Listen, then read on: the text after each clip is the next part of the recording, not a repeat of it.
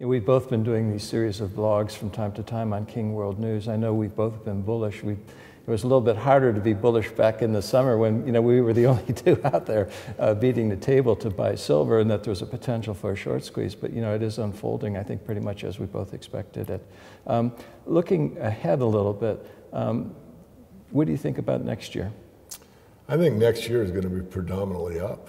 I really think that from 2011 through 2013, you definitely want to be long the metals. Mm-hmm. I'm really adverse to going short the metals, but I'm not adverse to insurance. I mean, if you have a big portfolio and you want to buy puts for protection, look at them what they are. They're insurance. Mm-hmm. And I've actually done that on my own portfolio, and I don't mind spending the money just in case there is some kind of whipsaw action or whatever. And if I don't collect on the puts, so be it. I've used them correctly as the market, as you should. But I think that we're now getting into the second phase from a psychological level.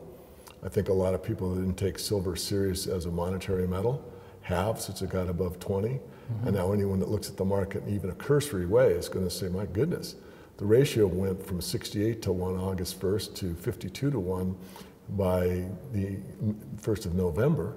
I better get on silver. Plus it's more affordable. It's always called the poor man's gold. Yeah.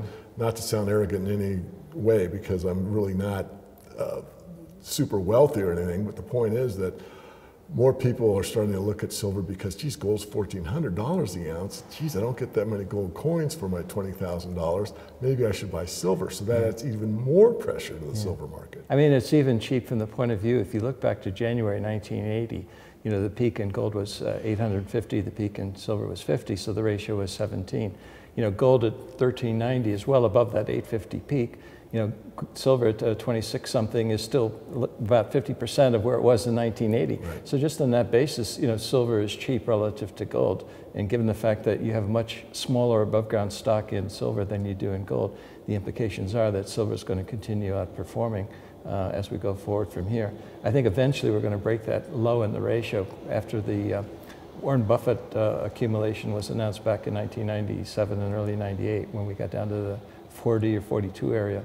It looks like we're heading well into the 40s on this move, given that we're at 52 already. Yeah. So maybe next year we could take out 40 on the downside. Yeah, it's funny you use that number because I was thinking about that just in the last couple of days. The last time on a channel analysis was 52, mm-hmm. and we're there now. So, and I'm just doing it in my head, but 40 was my number. Yeah. I think we'll get a ratio of 40 to 1 before we see this rally over. Yeah. So if we're talking $40 silver, we're talking $1,600 gold or thereabouts. That's correct. Yeah. Okay. Good. Any other thoughts on the silver market that you'd like to add? Yeah, one that you already kind of precluded, and that is, when you look back, and of course history repeats, but not exactly, but silver did hit 50. Yes, it was an intraday event. Yes, the Hunt brothers were heavily in the market. Yes, there were some Arabs with it. But look, the facts are what they are. It did hit that price. And at that time, there was about 1.6 billion ounces more physical silver than there is today. And at that time, there was really only U.S. investors that were worried about a currency crisis or the inflation rate that was taking place under the Carter administration.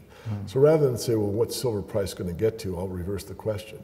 If there's only 1/4 as much physical silver available for investment today than there was in 1980, and it's not just a Mr. Hunt that's in the market, but you've got people all over the globe that can purchase silver now that couldn't in the 1970s and 1980s. If 50 was the old mark, you got like maybe 5 times as many investors as you had back then. You have 1/4 as much. Where do you think the price is going to end up? Well, my long-term view is that by 2013 to 2015, gold is going to be $8,000. And if you accept, as I do, that the ratio is going to fall and go below 20, even if you take the ratio at 20, $8,000 gold is $400 silver. I think that's a very reasonable target. When I first did that forecast of 8,000 back in 2003, there were a couple aspects to it. One is that in 2003, gold was about $350 an ounce, and it took $10 in 2003 to equal what the purchasing power was of $1 in 1971. Mm-hmm. So if gold can go from 35 to 800, on an inflation-adjusted basis, it can go from 350 to 8,000. It's basically saying that history is going to repeat on an inflation-adjusted basis.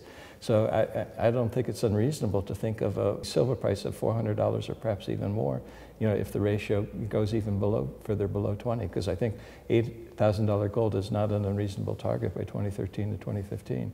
So bottom line, we're both very, very bullish, both on gold, but particularly bullish on silver.